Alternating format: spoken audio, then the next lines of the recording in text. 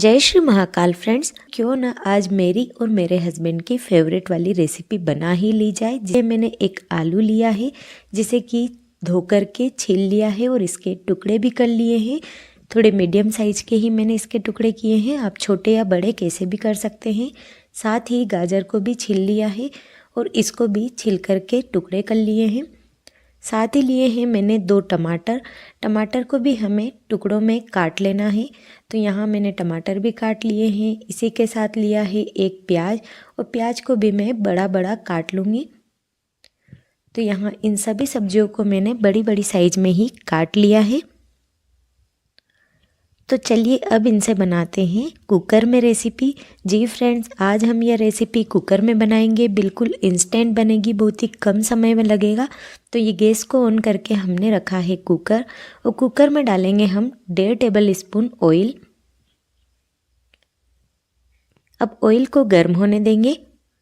जैसे ही ऑयल गर्म हो जाता है इसमें डालेंगे हम बड़ी साइज में कटा हुआ प्याज। इसी के साथ डाल देंगे हम जीरा और थोड़ी सी हींग। अब प्याज को हमें हल्का सॉफ्ट होने तक भून लेना है। तो थोड़ी ही देर में प्याज अच्छे से भून गया है, हल्का सॉफ्ट भी हो गया है। तो इसी टाइम पर हम इसमें डाल देंगे कटा हुआ आलू, कटा हुआ टमाटर और इसी के साथ डाल देंगे कटी हुई गाजर भी। और जैसा कि फ्रेंड्स मैंने बताया है कि गाजर के साथ साथ मटर भी गायब होने वाले हैं, तो आज की रेसिपी हम गाजर और मटर दोनों से बनाएंगे। तो मैंने यहाँ पर 1 कप भर करके ले लिए हैं ताज़ा हरे मटर, वह भी इसी में डाल दिए हैं। आज सभी को हम एक साथ ही कुकर में पकाएंगे, तो इसीलिए सभी चीज़ें एक साथ ही डाल दी है। और इसी टाइम पर हम इसमें कुछ मसाले भी डालेंगे। जैसे कि डाला है मैंने थोड़ा सा हल्दी पाउडर, 1 चम्मच पाव भाजी मसाला। पाव भाजी बना रहे हैं तो पाव भाजी मसाला तो जाना ही है। साथ ही डालेंगे हम इसमें आधी चम्मच लाल मिर्च पाउडर। इसी के साथ डाल देंगे हम इसमें 1 चम्मच नमक। अब डालेंगे इसमें हरा धनिया। आप कहेंगे कि हरा धनिया भी, लेकिन फ्रेंड्स ज़रूर आप इसी टाइम पर हरा धनिया डाल करके देखें, पाव भाजी ज़्यादा टेस्टी बनेगी। अब हरा धनिया डाला है तो याद आया कि सूखा धनिया तो मैंने डाला ही नहीं, तो इसी टाइम पर हम यह भी डाल देते हैं। 1 चम्मच डाला है मैंने सूखा धनिया पाउडर। अब इन सभी को अच्छे से कर लेते हैं मिक्स। वैसे तो फ्रेंड्स पाव भाजी मेरी और मेरे हस्बैंड दोनों को बहुत ही ज़्यादा पसंद है, लेकिन आप मुझे कमेंट करके बताएं कि आपको पाव भाजी ज़्यादा पसंद है या फिर छोले भटूरे। सभी को हमने अच्छे से कर लिया है मिक्स। अब इसी टाइम पर हम इसमें डालेंगे पानी, क्योंकि जिससे कि जल्दी से सब्जियां पक जाएगी। तो इसके लिए मैंने इसमें लगभग 1 गिलास के करीब पानी डाल दिया है, जिससे कि सब्जियां आधी पानी में डूब चुकी है। एक बार फिर से इसे हम चला देते हैं। अभी इन्हें हम ऐसे ही पकाएंगे जब तक कि इसमें उबाला नहीं आ जाता। तो थोड़ी देर इसे हम ऐसे ही पकाएंगे। थोड़ी देर के बाद में आप देख सकते हैं कि इसमें उबाला आ गया है। तो अब हम कुकर का ढक्कन लगा देते हैं, लेकिन ध्यान रहे जब ढक्कन लगाएं तब सीटी को उठा करके लगाएं, ताकि जो एक्स्ट्रा पहले से गैस बनी हुई है वह निकल जाए। अब आप ढक्कन को लगा दें और सीटी को भी अच्छे से फिट कर दें। अब इसको हमें लगभग 5 से 6 विसल आने तक पका लेना है। 5 से 6 विसल आ गई थी तो मैंने गैस को कर दिया है ऑफ। अब इसका प्रेशर हम ऐसे ही निकलने देंगे। तो आप देख सकते हैं थोड़ी देर के बाद में यह ठंडा हो गया है। पूरी तरह से ठंडा नहीं हुआ है, लेकिन अंदर का प्रेशर निकल गया है। तो हम ढक्कन को हटा लेते हैं। सब्जियां अच्छे से पक गई है। तो अब लेंगे हम एक पोटैटो मैशर और इसकी मदद से सब्जियों को मैश करेंगे। ध्यान रहे कि सारी सब्जियों को मैश नहीं करना है, हल्के हल्के से चंक्स रहेंगे तो यह खाने में ज़्यादा ही टेस्टी लगेगी। हल्के हल्के रखना है, ऐसे भी नहीं कि बड़े बड़े पीस आप रख दें। बिल्कुल इसका पेस्ट नहीं बनाए, हल्का सा दरदरा सा रखें। फ्रेंड्स आपसे एक रिक्वेस्ट है कि यदि आपको मेरी रेसिपी पसंद आती हो तो प्लीज़ वीडियो पर लाइक भी किया करें। साथ ही साथ आपके कोई क्वेश्चन हो तो मुझे कमेंट किया करें, मैं उसका आपको आंसर ज़रूर से दूंगी। और मुझे सपोर्ट करने के लिए चैनल को भी सब्सक्राइब करें। अब इस कुकर को हम रख देते हैं एक अलग गैस पर और इसमें डालेंगे हम थोड़ा सा पानी, क्योंकि जो अभी भाजी है वह थोड़ी गाढ़ी है, तो इसमें थोड़ा सा पानी डाल करके इसे हम उबलने के लिए छोड़ देते हैं।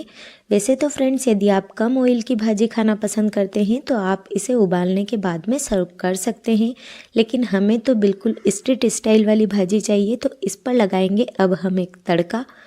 तो इसे उबलने को छोड़ देते हैं और साइड में एक पैन में रखा है हमने 1 बड़ा चम्मच बटर, साथ ही डालेंगे 1 बड़ा चम्मच ऑयल। ऑयल डालने से बटर जल्दी जलेगा नहीं। थोड़ी ही देर में बटर भी मेल्ट हो गया है और ऑयल भी अच्छे से गर्म हो गया है, तो इसी टाइम पर हम इसमें डाल देते हैं 1 चम्मच जीरा, साथ ही डालेंगे बारीक बारीक चॉप किए हुए प्याज। प्याज आपको जितने पसंद हो आप डाल सकते हैं। मुझे तो पाव भाजी में प्याज थोड़े ज़्यादा ही अच्छे लगते हैं, इसलिए मैंने 3 प्याज को बारीक चॉप करके डाला है। अब इसी टाइम पर हम इसमें डालेंगे लहसुन, अदरक और हरी मिर्च का पेस्ट। यहाँ मैंने 4 से 5 लहसुन की कलियों को 2 हरी मिर्च और आधा इंच अदरक के टुकड़े के साथ में कूट लिया था, वही डाला है।